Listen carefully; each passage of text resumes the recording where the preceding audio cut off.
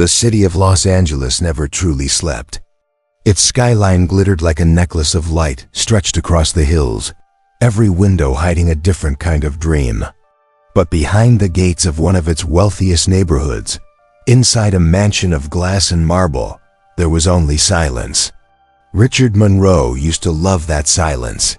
Years ago, it sounded like power to him, the quiet that money could buy, the hush that separated him from chaos. Now it sounded like punishment. It echoed through the hallways of his home, through the rooms that once carried laughter and piano notes, through the nursery where a little girl used to dance in pink socks on polished floors. He had built everything from nothing. Oil, real estate, tech, whatever he touched turned into gold. Magazines called him the king of the coast. Investors worshipped him, rivals feared him. He was the man who never lost. Until the day life decided to remind him that wealth couldn't buy safety. The accident had been years ago, but it still lived in every corner of his mind. One blink, one slick patch of rain, one turn of the steering wheel, and the world had shattered. His wife, Alina, gone. His daughter, Grace, broken in body but alive. He remembered the doctor's words, flat and polite. Spinal trauma, partial paralysis, uncertain prognosis. They had promised that time and therapy might help, but time had only stretched like a cruel joke. Every morning, Richard watched his little girl's legs lying still under the blanket. Every night, he heard her muffled crying through the walls. And in between, he tried to fix it the only way he knew, by buying hope. He flew specialists from Switzerland, surgeons from Tokyo, therapists from Boston. He'd built a private rehabilitation wing inside the house. He turned his office into a command center for her recovery charts, schedules, and endless bills that meant nothing when she still couldn't stand. He told himself he was doing everything possible, but deep down he knew he was just throwing money at God, begging for mercy in the only language he spoke. Grace was 8 when she stopped believing in miracles. She had once been a storm of joy, dark curls bouncing as she spun through the garden, her laughter the soundtrack of Richard's life. After the crash, the sparkle in her eyes faded like dying light. The chair became her prison. The mirrors in her room were covered. Toys gathered dust. Each morning, her nurse rolled her to the veranda so she could feel the sun, but she rarely looked up. She just stared through the glass fence at the other houses, at a world that moved without her. The only movement left in her life was the hummingbird that visited the roses outside her window. She would whisper to it, "You still remember how to fly, don't you?" Sometimes Richard heard her say it and had to turn away before she saw the tears. He couldn't show weakness. Not to his staff, not to the world, not even to his own child. The empire needed its king to stand tall, even if his heart had fallen apart. He threw himself deeper into work, meetings, calls, conferences, anything to keep from hearing that silence. But every time he walked past Grace's room, it was there, heavy, thick, the sound of a world paused. One afternoon, he arrived home earlier than usual. The housekeeper whispered that Grace hadn't eaten. Again, he went upstairs, opened the door quietly. She was sitting by the window, her back to him, the wheelchair facing the fading daylight. The reflection of her small frame in the glass made her look even smaller. "Grace," he said softly. She didn't turn. "I brought you the new sketchbooks you wanted. I don't draw anymore." Her voice was distant, like she was talking to the air outside. He walked closer. "The therapist said."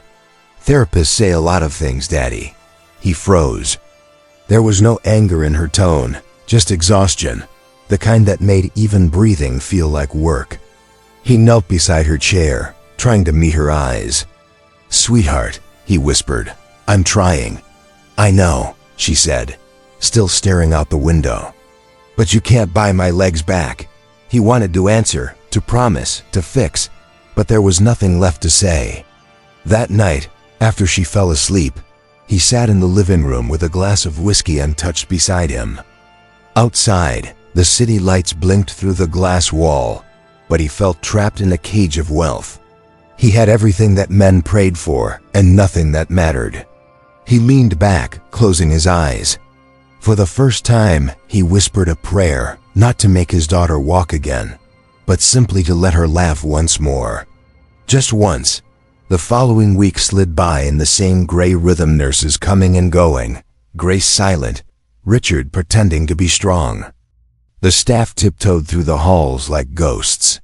Even the fountains outside seemed quieter.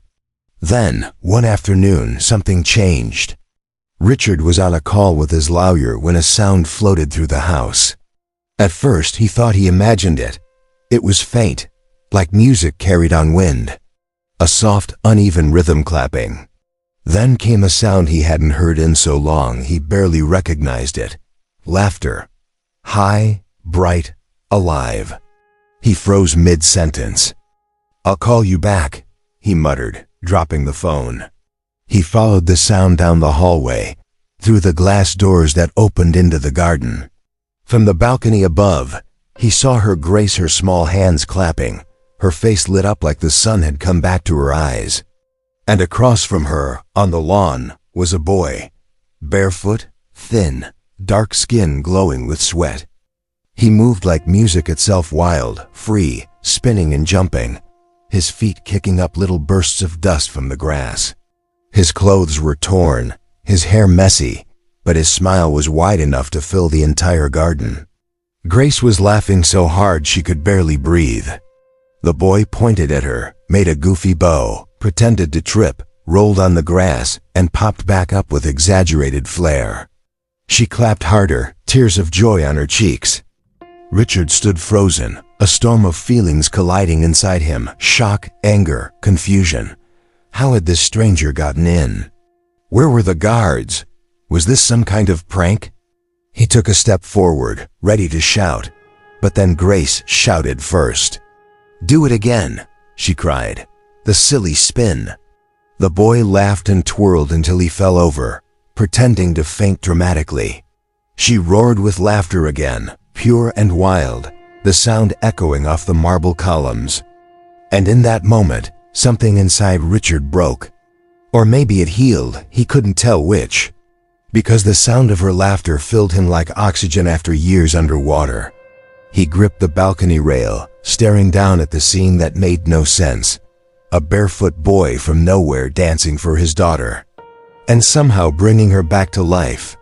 He didn't know yet who that boy was, or why he'd come, or how he'd slipped through the gate. He only knew one thing. For the first time in years, Grace was laughing. And Richard Monroe had no idea that a miracle had just stepped into his world barefoot and uninvited. Los Angeles looked different from the other side of the highway. The lights of Beverly Hills glowed like a dream, but in the cramped apartments of South Central, the air was heavier, full of cooking smoke, car horns, and the quiet hum of exhaustion. In a small one-bedroom apartment on the third floor of a worn-out building, a Joa was buttoning up her work uniform, a pale blue cleaner's dress, the kind that made her disappear into the background of other people's homes. She moved carefully, her hands cracked from years of bleach and scrubbing. "Kofi, hurry up," she called softly. "The bus won't wait for us." Kofi appeared from the tiny corner that served as his room, tugging on his faded sneakers. He couldn't have been more than 10, but his eyes held a kind of alertness, the look of a child who had already seen too much. He was small, wiry, and barefoot more often than not. He smiled as he stuffed a small, torn notebook into his backpack. "I'm ready, Mama." Ajoa tied her headscarf and looked at her son. "Promise me you'll stay close today." "I will. No running off, mister. Monroe's guards don't like strangers wandering near the houses." He nodded obediently. "I'll just wait by the gate like last time," she sighed. "You're too curious for your own good, my boy." As they left, the morning sun had barely risen. The bus rattled up the hills toward Bel Air, past houses so large they looked like museums. Each one was surrounded by high hedges, security cameras, and silence, the kind of quiet that came from wealth. Kofi pressed his face to the window, watching the world change. The streets cleaner, the cars shinier, the people walking small dogs in designer coats. It always made him feel like he was visiting another planet. They reached the service gate of a mansion and stepped off the bus. Ajoa worked for the Monroes, though she had never actually met Richard himself. Her job was to clean the guest house, wash the laundry, and leave before sunset. She was grateful for it. The pay, though small, kept food on their table. As she passed through the gate, the guard gave her a polite nod. "Morning, Ajoa." "Good morning, sir," she said with a smile, then turned to Kofi. "You wait right here by the gate, okay?" He nodded. Once she disappeared around the corner, Kofi sat on the curb, swinging his legs. The air smelled like cut grass and roses. He could hear the faint trickle of a fountain inside the property and the distant hum of cars below the hill. From where he sat, he could see the tops of palm trees swaying against a perfect blue sky. But what caught his attention most was the sound, faint, like a melody, maybe the voice of a girl humming from somewhere beyond the hedge. He stood, craning his neck. Through a small gap in the bushes, he caught sight of a large garden, trimmed perfectly, flowers arranged like art. And there, near the center, sat a girl in a wheelchair, her long hair shining in the sunlight, her small hands resting on her lap. She wasn't humming anymore. She was just staring. Her face was calm but sad, the kind of sadness that had nowhere left to go. Kofi didn't know who she was, but something in that stillness hurt to watch. It reminded him of how his mother looked sometimes when she thought he wasn't watching, the quiet grief of people who have lost too much and learned to keep moving anyway. He found himself whispering, "Why is she sad?" The girl turned slightly, maybe sensing something, and their eyes met through the leaves. Kofi froze. For a second, he thought about hiding. He wasn't supposed to be here. But she didn't scream or call for help. She just looked at him, curious, like she wasn't sure if he was real. He smiled awkwardly. She didn't smile back. Then, without thinking, he began to move, his feet tapping the dirt, his shoulders swaying. He started to dance. No music.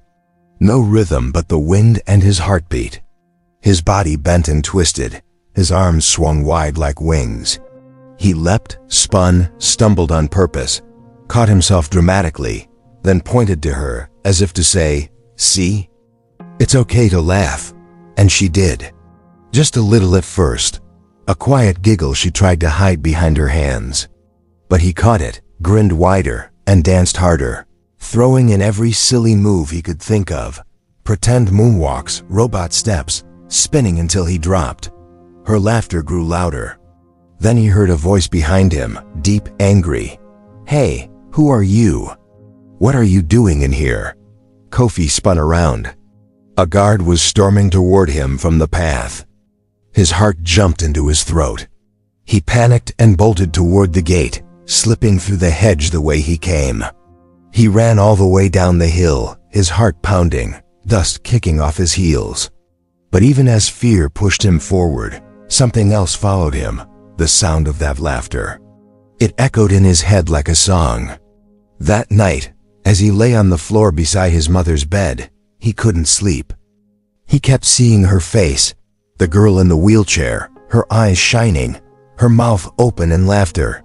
He whispered into the dark, "I made her laugh." His mother stirred. "What did you say, Kofi?" "Nothing, Mama. Go back to sleep." But he couldn't stop smiling. The next afternoon, when Ajoa got ready for work again, Kofi asked quietly, "Can I come with you today?" She frowned. "You'll sit at the gate again, "Yes, Mama." Just like before, she didn't know that he planned to slip through that hedge one more time. When they arrived, he waited until she disappeared around the corner, then peeked through the gap again. The girl was there, same spot, same chair, same quiet sadness. He hesitated for a moment. What if she didn't want to see him again? What if he got her in trouble? But then he thought of her laugh, the way it sounded like the world waking up. That was enough. He took a deep breath and stepped through the hedge once more. The sun hit his face. The grass felt cool under his bare feet. He stood up straight, gave her a small wave. Her eyes widened. "You came back," she said softly. "I did," he grinned. "You looked like you needed another show." And before she could answer, he started dancing again. This time she didn't just laugh, she clapped along, her voice carrying across the garden like bells. Inside the mansion, on the second floor, a shadow moved behind the curtains. Richard Monroe had just ended a call when he heard that laughter again. He frowned, setting the phone down. "Not again," he muttered, walking to the balcony. Down below, he saw it. The barefoot boy, the laughter, the joy. His blood boiled. He turned sharply, barking orders as he stormed toward the stairs. "Get security. Now." And outside, unaware of the storm about to come, Kofi spun one last time, his laughter mixing with Grace's. Sunlight glinting off the glass. Two children from different worlds, united for a moment by something money could never buy. Richard Monroe walked fast, his polished shoes clicking against the marble floor, each step fueled by a surge of anger he hadn't felt in months. He was used to control, every detail of his life planned, every problem handled with a call or a check. But this? A stranger in his garden, a filthy boy dancing on his lawn? It felt like an invasion. Two security guards followed closely, murmuring apologies. "Sir, we're not sure how he got in." "Of course you're not," Richard snapped. "That's the problem. A street kid slipped past two trained men and is now performing circus tricks in front of my daughter. Get him out. Now." He pushed open the glass doors that led into the garden, the bright California sunlight hitting him like a flashbang. There they were, Grace, glowing with laughter, and the boy, spinning wildly on the grass, oblivious to the storm approaching.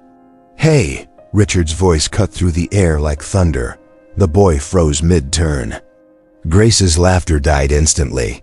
Richard marched closer, his suit sharp, his jaw tight. The boy took a step back. His bare feet pressed into the grass, eyes darting like a cornered bird. He was used to that look. Adults with loud voices, angry faces, threats that came fast and left bruises behind. "I should have you arrested," Richard said, his tone low but trembling with fury. "Who told you to come here? What are you doing in my garden?" The boy's voice was small, uncertain. I was just dancing." "Dancing?" Richard scoffed. "This is private property. You don't belong here." "Daddy, stop." Grace's voice was sharp, desperate. Richard turned to her. "Grace, go inside. Now." Tears filled her eyes. "No, don't make him leave." "Grace," I said. "He makes me happy, Daddy." The words struck him like a slap. He blinked, taken off guard. Grace wheeled herself forward, her little hands gripping the rims of her chair. "You don't understand. I wasn't sad today because he was here. He danced for me. He made me laugh again." Richard's throat tightened. The guard stood awkwardly behind him, unsure what to do. He looked at the boy again, thin, dirty, breathing hard. His shirt was torn at the shoulder, his shorts hanging loosely from his waist. He was shaking, but his eyes were steady. Not defiant, not fearful, just honest. Richard exhaled through his nose. "What's your name?" "Kofi," the boy whispered. "And why did you come here, Kofi?" Kofi swallowed. "I saw her sitting alone. She looked sad. I thought maybe if I danced, she would laugh."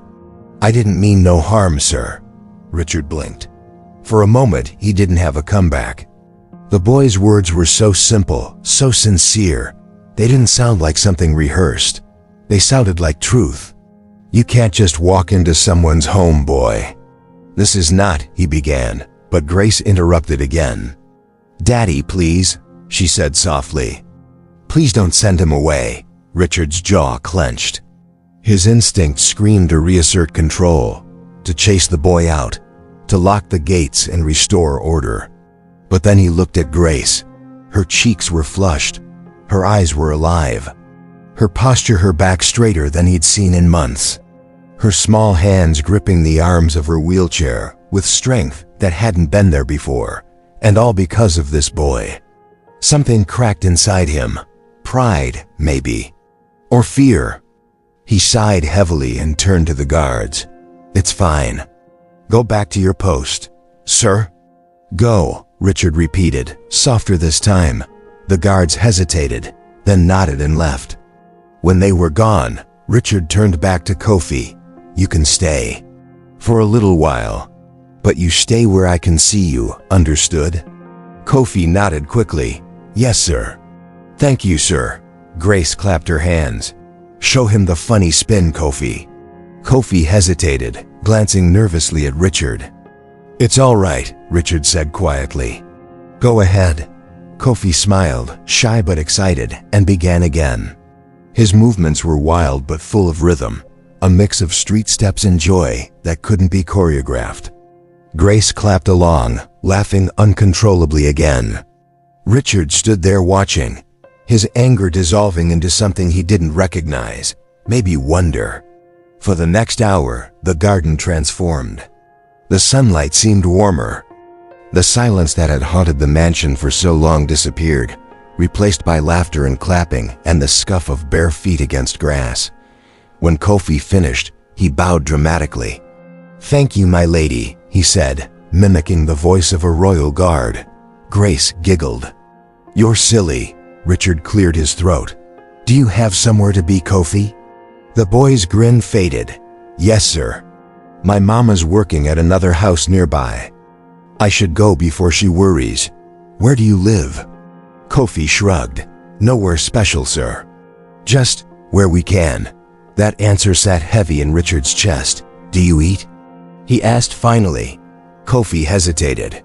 "Sometimes," Richard sighed, rubbing his temple. "Wait here." He disappeared into the house and returned a few minutes later with a plate of food. Bread, chicken, fruit. He handed it to the boy. Kofi's eyes widened. "For me?" Richard nodded. "Eat." The boy sat cross-legged on the grass, eating slowly, almost reverently.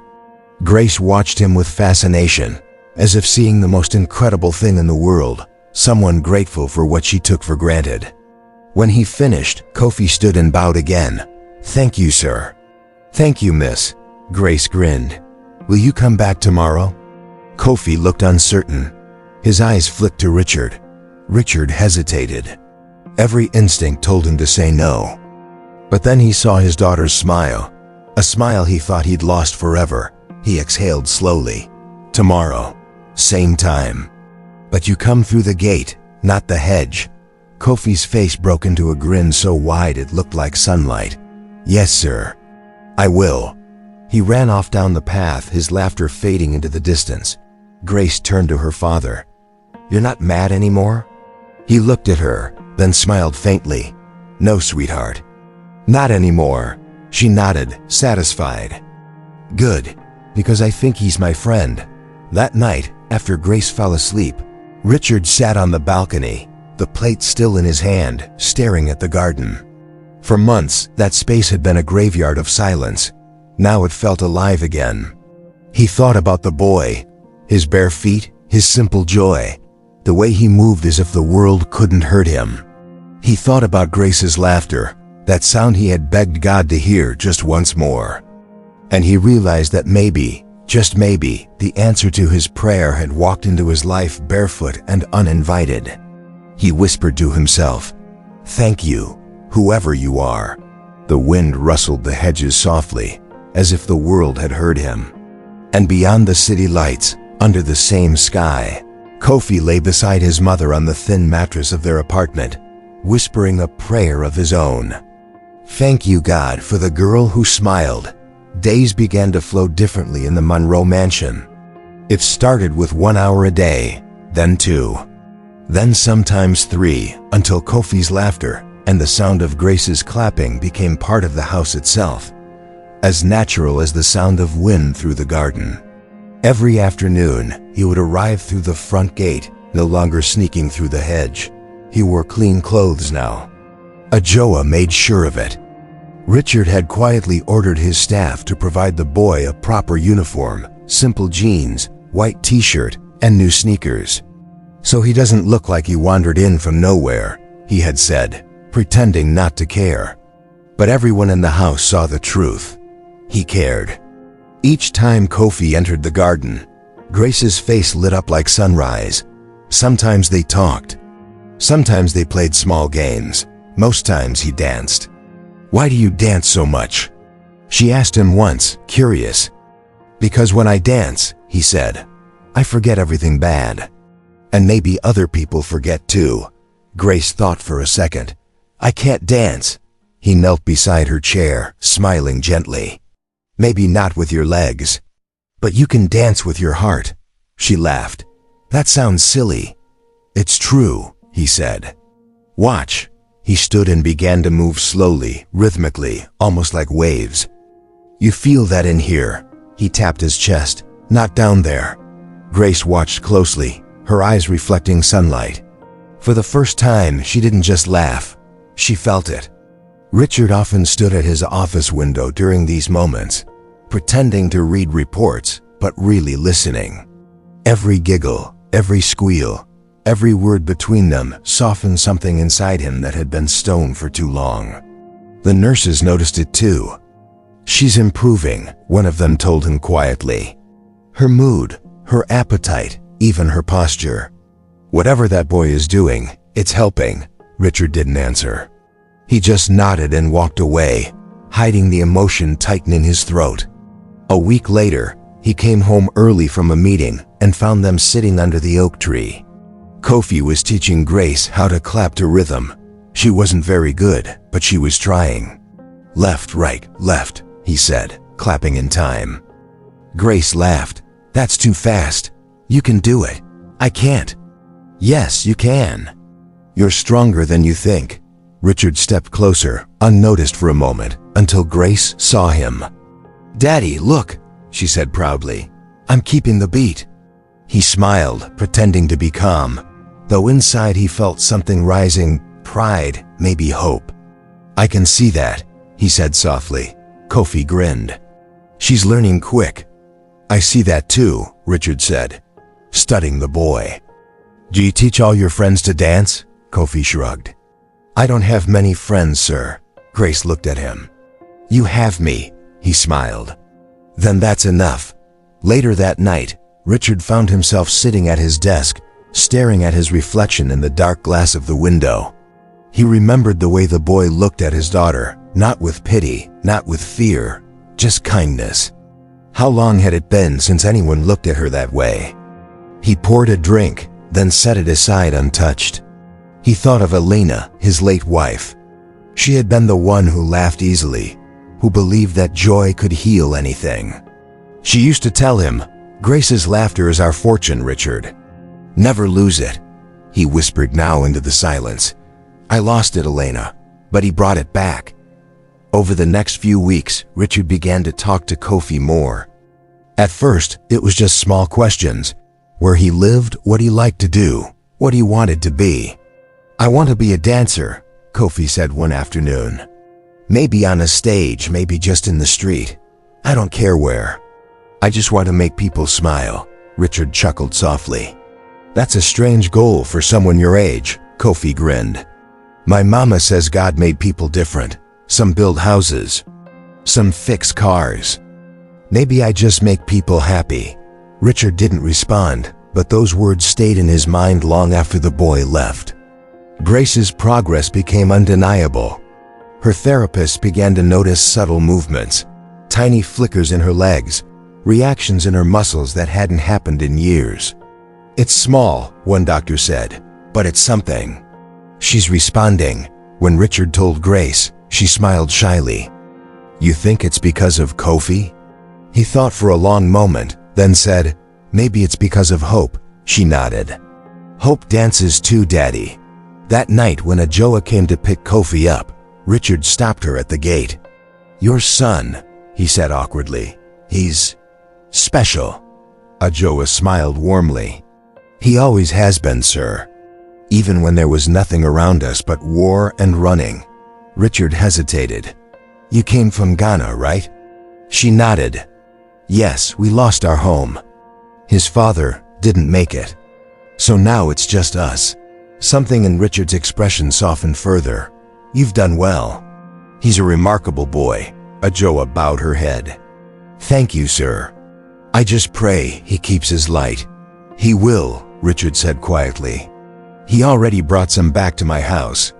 In the days that followed, Richard started joining them more often. At first, he stood from a distance, pretending to check emails while watching them from the terrace.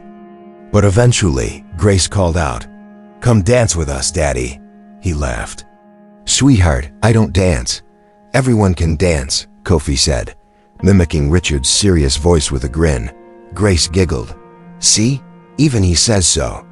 And somehow, Richard found himself stepping onto the grass, awkwardly clapping along while Kofi led them both. He looked ridiculous, but Grace's laughter was worth every ounce of pride he lost. When the song ended, he was breathless. "That's it," he said, laughing. "No more," Kofi grinned. "You did good, sir. You got rhythm." "Kind of." For the first time in years, Richard threw his head back and laughed. Not the polished laugh he used for clients, but a real one. The kind that came from somewhere deep. Later that evening, when he walked Grace back inside, she whispered, "Daddy, I think Mama would be happy today." He stopped in the hallway, stunned. "What did you say?" "She'd be happy," Grace repeated softly. "Because you smiled again." He hugged her, tears burning behind his eyes. Upstairs that night, he knelt by his bed, something he hadn't done since he was a child. The words came slowly, awkwardly, but honestly.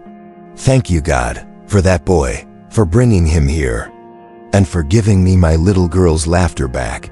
Down the hill in their small apartment, Kofi whispered another prayer of his own. "Thank you, Lord, for my new friend. Please make her walk again." Neither of them knew it yet, but that prayer, spoken from two sides of the city, had already reached heaven. Because miracles often begin not with thunder or light, but with small, quiet things. Like the sound of laughter drifting through a garden in Los Angeles. The first twitch happened on an ordinary Tuesday afternoon. Grace was sitting beneath the oak tree, sketching Kofi while he danced. Her colored pencils rolled down her lap, and when she reached to grab one, her right leg shivered, just a tiny flutter, so faint she almost thought she'd imagined it. She froze. "Kofi," she whispered. "Look." He stopped mid-spin. "What is it?" "My leg. It moved." He stared, wide-eyed. "Do it again." "I don't know how." She laughed, half terrified, half amazed. "It just did it." Her nurse came running when she heard them yelling. Within minutes, Richard was there too, breathless from sprinting across the lawn. "What happened?" Grace's cheeks were flushed. "Daddy, my leg moved." "Just a little." Richard's face went pale. "You're sure?" "I saw it," the nurse said. It was real. They all stood staring at her leg like it was some divine mystery. It didn't move again that day, but something inside all of them did. That night, after Grace fell asleep, Richard sat alone in his study. He poured himself a glass of whiskey and didn't drink it. His hands trembled slightly. He'd spent years paying doctors to perform miracles, and none of them could. Yet somehow, this barefoot boy, this refugee kid, had awakened something in his daughter that medicine couldn't. He whispered into the empty room. "Why now? Why him?" The next morning, he called her physical therapist, who ran new tests. Reflexes, stimulation, sensation all faint, but undeniably there. "It's impossible," the therapist said, blinking at the results.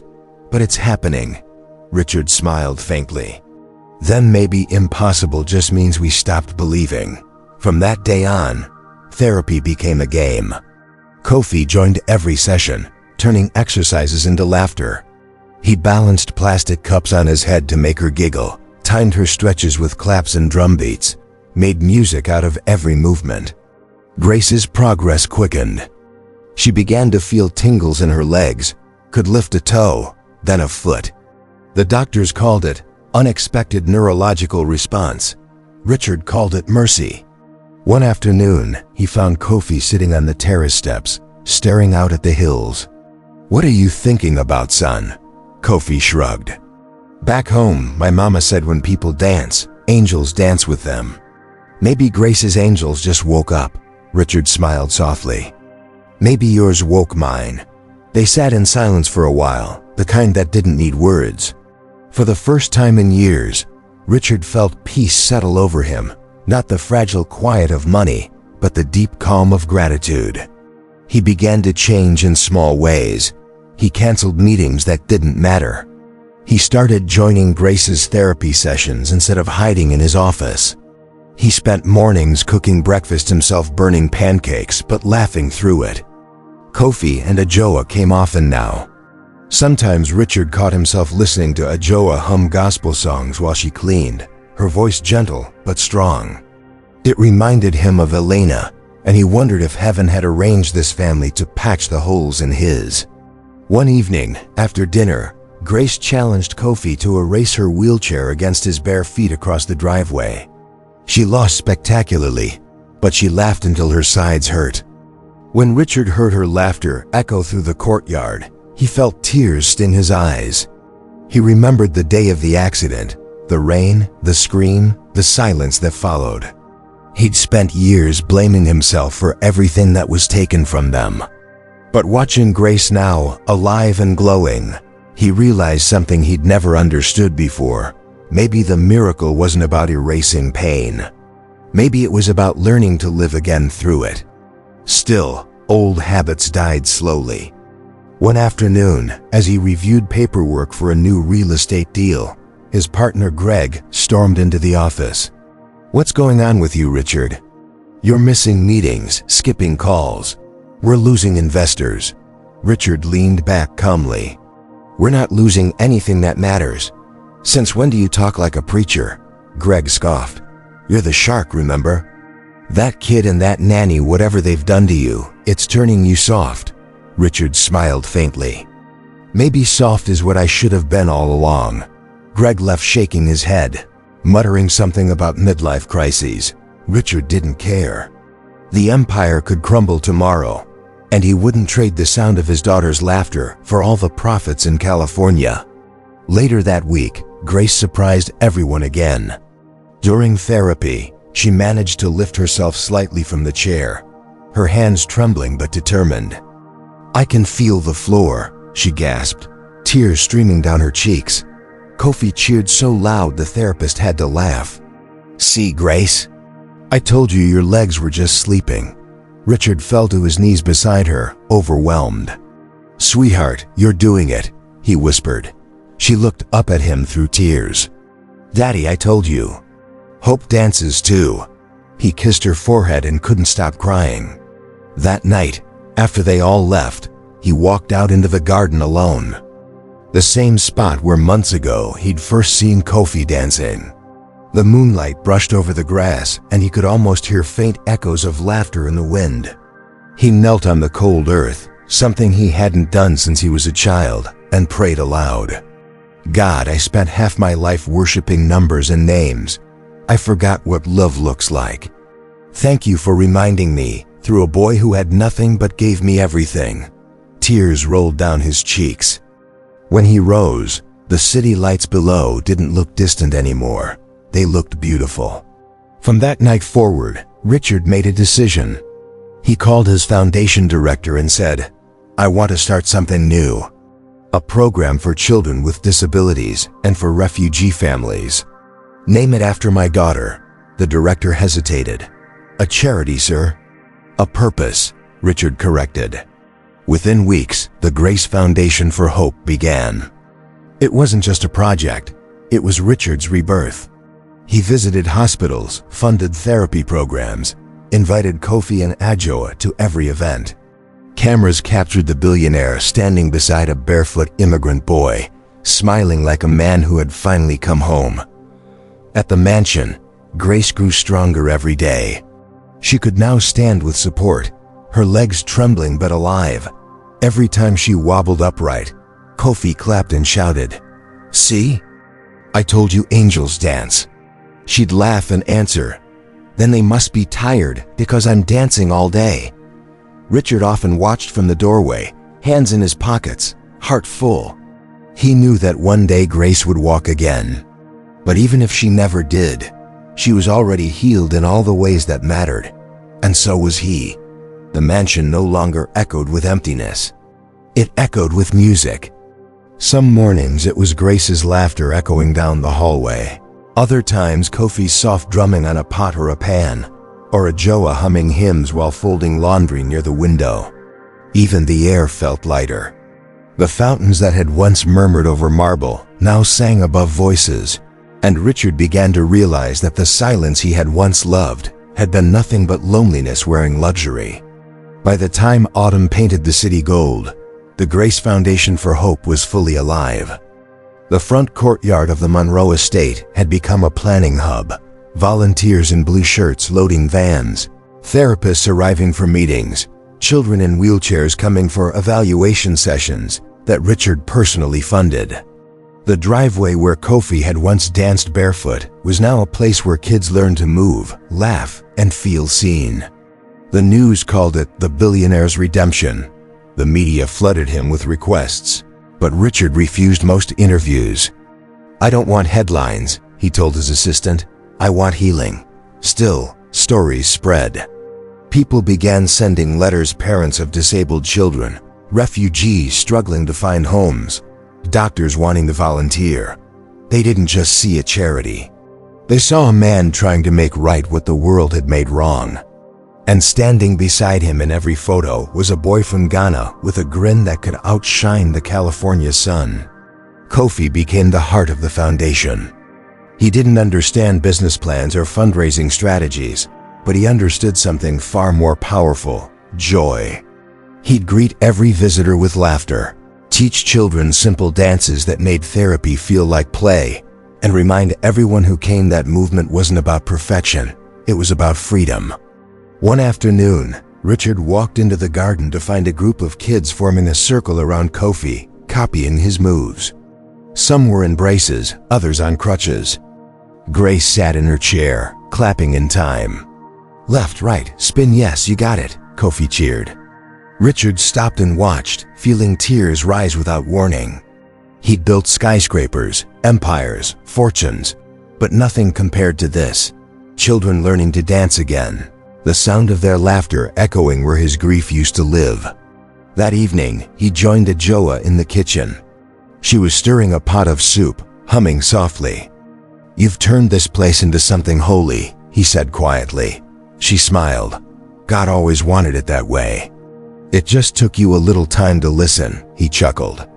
"I was a slow learner." She handed him a spoon. "Then keep learning. Stir." He laughed and did as she said. The simple act felt like prayer. In the weeks that followed, the foundation expanded. Richard opened new centers across Los Angeles, places where underprivileged children could get physical therapy, art classes, and emotional counseling. He began partnering with refugee organizations, making sure every child like Kofi had a chance to grow. At one event, a journalist asked, "Mr. Monroe, what made you change?" He looked down for a moment before answering, "A laugh. My daughter's laugh." And a boy who reminded me what it sounded like. Grace was now 11. She could stand with crutches and take careful steps. Every step was shaky, but every step was victory. Her doctor said they'd never seen recovery like it. When asked what inspired her, she always gave the same answer: "Kofi taught me to dance, even when I couldn't walk." They had become inseparable siblings, by heart if not by blood. He'd push her chair during events. She'd help him with his English homework, and together they'd dream about the future. "Maybe one day we can travel," she said one afternoon. "We could go to Africa and meet your family." Kofi's face softened. "My family's gone, Grace. Just Mama now. But I can show you where I'm from. We had music everywhere. Even when there was no food, there was music," she smiled. "Then we'll bring it back there too. The foundation will go global," he laughed. "You sound like your dad," she stuck her tongue out. "Maybe I'll be the boss one day." When Richard overheard that, he grinned. "You already are, sweetheart." Later that night, he stood outside Grace's room watching her sleep. The moonlight fell across her legs that were once still as stone, now twitching softly under the blanket as she dreamed. He turned away, whispering, "Thank you." A few days later, something unexpected happened. Richard received a letter from a hospital in Ghana. They'd read about the foundation and wanted to partner to open a rehabilitation center in Accra. He showed the letter to Kofi, who stared at it in disbelief. "In my country?" he whispered. "Yes," Richard said, smiling. "In your country." Kofi's eyes filled with tears. "Then maybe Mama's right. Maybe angels do dance." 6 months later, they were on a plane, Richard, Grace, Kofi, and Ajoa. For Kofi, it was the first time returning home since they'd fled years ago. As they descended over the coast, his hands pressed against the window. "That's Ghana," he whispered. "That's home." Richard felt a lump in his throat. "Then let's build something there that never existed before."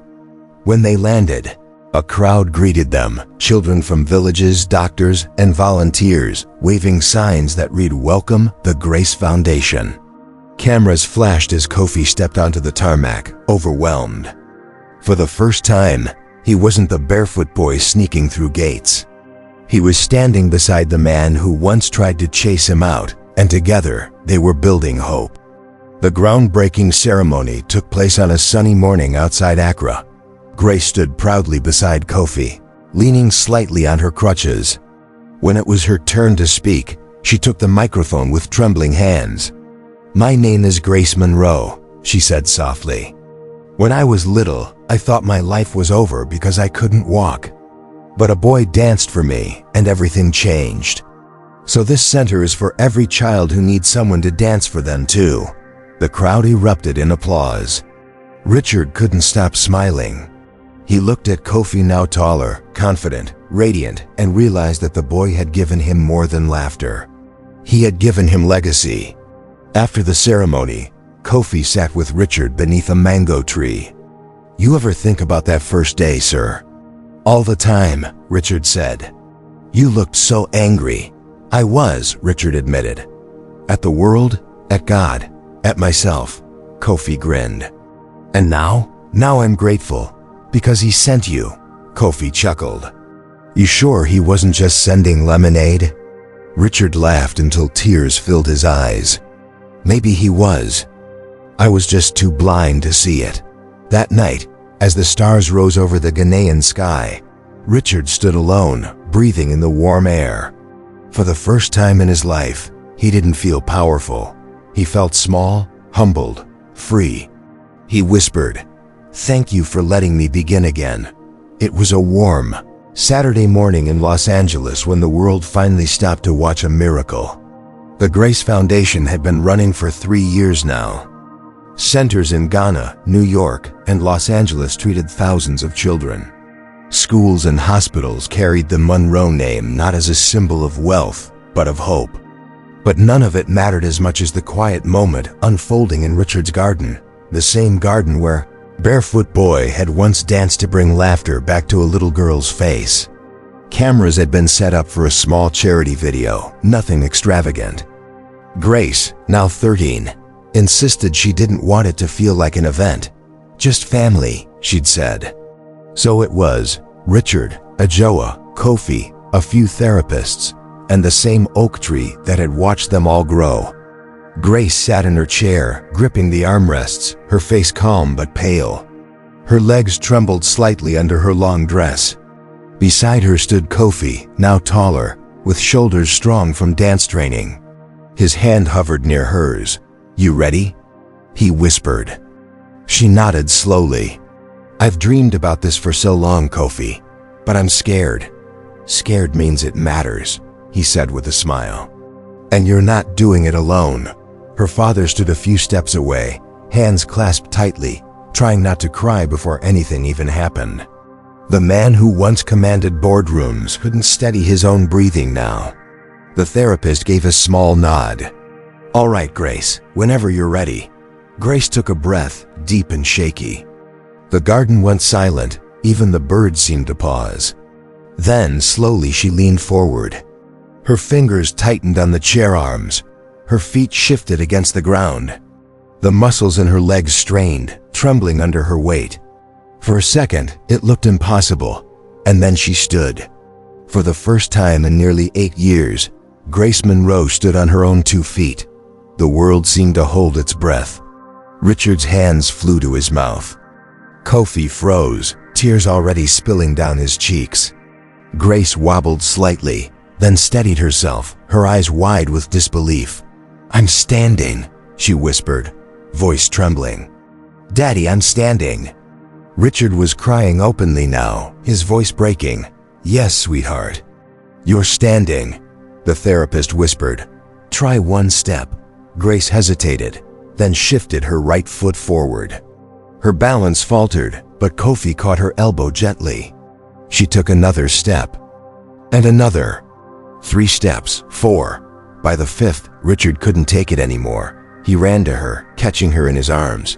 "You did it. Oh my God, you did it." Grace laughed through tears. "I told you, Daddy. Hope dances too." Kofi stood beside them, smiling so wide it hurt. Ajoa wiped her eyes with the corner of her apron, whispering, "Praise be." Someone had been filming quietly in the background, one of the volunteers from the foundation. Later that evening, the footage was uploaded to the foundation's social media page with the caption, "Grace Monroe takes her first steps, surrounded by love, faith, and the boy who taught her to dance." Within hours, the video went viral. Millions watched. News anchors replayed it on every major network. People across the country cried watching the girl who defied doctors and the boy who had once danced barefoot through a hedge. It became more than a story, it became a symbol. Hashtag spread. Hashtag Grace Walks. Hashtag Dance of Hope. Hashtag Miracles Are Real. Letters poured in from around the world. Some from parents of disabled children, others from people who had lost faith and found it again through that video. Donations to the foundation tripled in a week. Richard appeared briefly on national television. The host, trying not to tear up, asked, "Mr. Monroe, what do you think when you see that moment?" Richard smiled softly. "I think about the day I tried to chase a boy away from my garden, and how God must have laughed when he saw the fool I was." The host chuckled. "You've given away more than 1/3 of your wealth to this foundation. Some people say you've lost your edge." Richard looked into the camera. "If losing my edge means finding my soul, I'll take it every time." After the interview, he went home to find Grace and Kofi sitting on the floor of the living room, surrounded by letters from children. Grace was reading one aloud from a girl in Texas. "I saw your video and I started trying to walk again today. I didn't give up this time." Grace's eyes filled with tears. "Daddy, she says she didn't give up because of us." Richard knelt beside her, his voice soft. "Then that means we're doing what we were meant to do." That evening, the 3 of them sat on the terrace, watching the sunset burn gold over the city. Richard turned to Kofi. "You know, you could have been anywhere, doing anything. But you chose to stay here." Kofi shrugged, smiling. "I didn't choose this, sir. God did." Richard nodded slowly. "He chose right." He reached into his pocket and pulled out a small velvet box. "I've been meaning to give you something." Kofi blinked, confused. "Sir?" Richard opened it. Inside was a silver pendant shaped like 2 small footprints. Engraved on the back were the words, "The boy who taught me to walk again." Kofi's voice cracked. "Sir, I can't." "Yes, you can," Richard interrupted gently. "Because you didn't just help Grace walk. You helped me. I was crippled in my heart long before that accident. And you healed me." Kofi hugged him, wordless, tears falling freely. Grace joined them, wrapping her arms around both of them. The sun dipped below the horizon, painting the sky pink and gold. The world outside their gates kept spinning. Traffic, headlines, deals. But inside that garden, time stopped. It was just 3 souls bound by grace, by love, by a miracle no doctor could explain. Later that night, as the city slept, Richard stood at the window of his study, looking at the stars. He thought of Elena, his wife, Grace's mother. For the first time, he didn't feel the usual ache. He felt peace. He whispered to the night, "You'd be proud of her, Elena. You'd be proud of him too. I think God sent that boy for both of us." The wind stirred through the curtains, gentle as a sigh. And in that soft sound, Richard swore he could almost hear her voice, laughing.